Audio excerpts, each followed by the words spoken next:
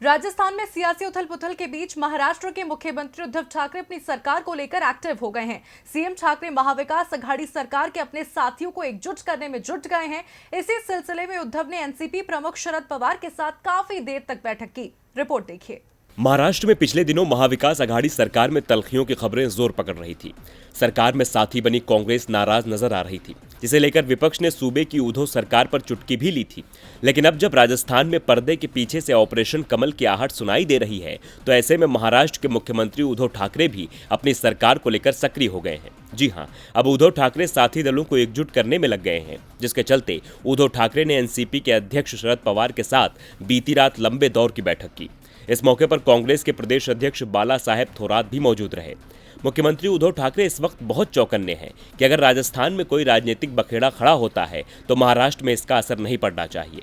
उद्धव की इस बैठक में राजस्थान के घटनाक्रम के संदर्भ में महत्वपूर्ण चर्चा हुई।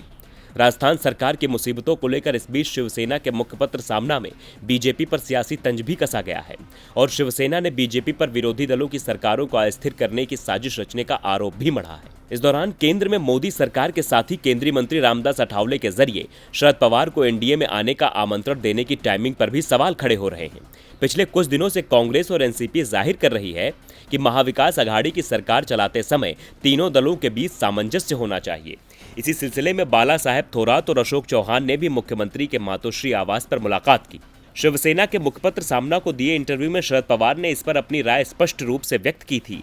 एक ही समय में तीनों दलों को लगता है कि राजस्थान में कांग्रेस पार्टी में संघर्ष को लेकर जो अस्थिरता के बादल घिर रहे हैं, उन्हें कभी महाराष्ट्र में नहीं आना चाहिए।